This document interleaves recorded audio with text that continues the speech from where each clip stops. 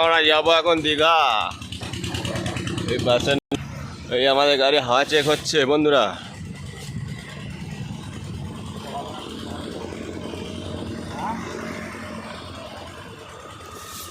এই আমাদের ড্রাইভার উস্তাদ, এই আমাদের লোক হাওয়া চেক করছে। আমাকে বলছে ভাইপো, আমি ওর কাকা।